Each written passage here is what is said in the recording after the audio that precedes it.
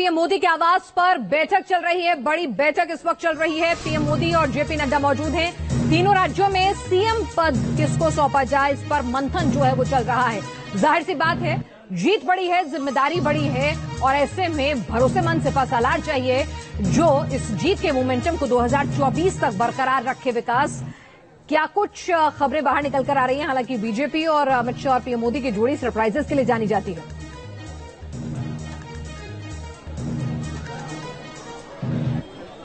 जी बिल्कुल, अभी बैठक चल रही है और एक काफी महत्वपूर्ण बैठक है, क्योंकि इसी बैठक के बाद तय हो जाएगा कि राजस्थान हो या छत्तीसगढ़ या मध्य प्रदेश, वहां का मुख्यमंत्री कौन होगा।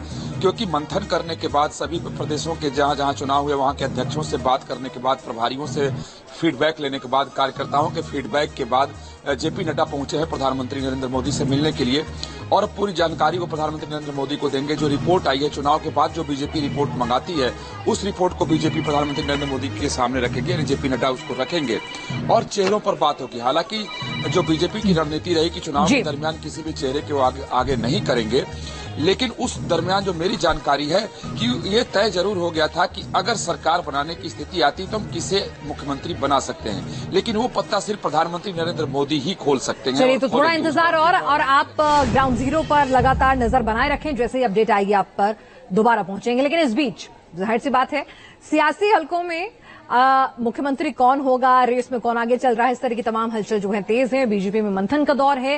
हालांकि मध्य प्रदेश की बात करें तो शिवराज सिंह चौहान 18 साल की इनकम्बेंसी के बावजूद जिस तरह की जीत दिलाने में पार्टी को कामयाब हुए हैं, वो प्रबल दावेदार माने जा रहे हैं। लेकिन चर्चाओं में कई और नाम भी हैं। पूरी दुनिया सुन ले, शिवराज सिंह चौहान मां, बहन और बेटी की आंखों में आंसू नहीं रहने देगा, नहीं रहने देगा। मेरी बहनों, ये सामाजिक क्रांति है। मुख्यमंत्री लाडली बहनों,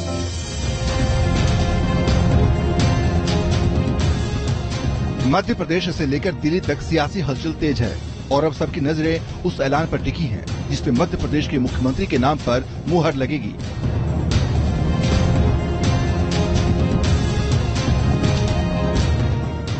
मध्य प्रदेश में बीजेपी को बम्पर जीत मिली है, जिसके बाद अब बीजेपी में मुख्यमंत्री को लेकर मंथन चल रहा है। कैलाश विजयवर्गीय, प्रहलाद पटेल समेत मध्य प्रदेश के कई बड़े नेता दिल्ली में मौजूद हैं। माना जा रहा है कि जल्द ही एमपी में बीजेपी विधायक दल की बैठक बुलाई जा सकती है। दिल्ली में संसदीय समिति की मीटिंग भी होगी, जिसमें तीनों राज्यों के परिणामों पर चर्चा होगी।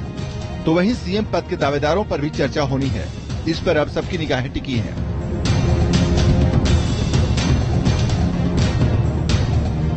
मध्य प्रदेश में मुख्यमंत्री पद के प्रबल दावेदार सीएम शिवराज सिंह चौहान ही माने जा रहे हैं, क्योंकि वो 4 बार सीएम रहे हैं और जमीनी नेता के तौर पर सबसे पॉपुलर भी हैं। शिवराज सिंह के 5वीं बार सीएम बनने के चांस इसलिए भी ज्यादा हैं, क्योंकि पीएम मोदी ने चुनावी रैलियों में उनके कामकाज की कई बार तारीफ की थी।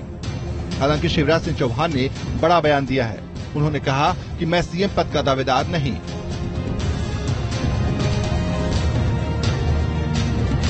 पार्टी ने जब जो काम दिया, उस काम को पूरी प्रामाणिकता, ईमानदारी और जितना मुझ में सामर्थ्य था, उस सामर्थ्य को झोंक के मैंने वो काम पूरा करने का प्रयास किया है। मैं मुख्यमंत्री का दावेदार ना तो पहले कभी रहा और ना आज हूं। शिवराज सिंह भले ही ना कहें, लेकिन समर्थकों को उनके सीएम बनने की पूरी उम्मीद है। वहीं सीएम पद की रेस में जिन और 4 नामों की चर्चा है,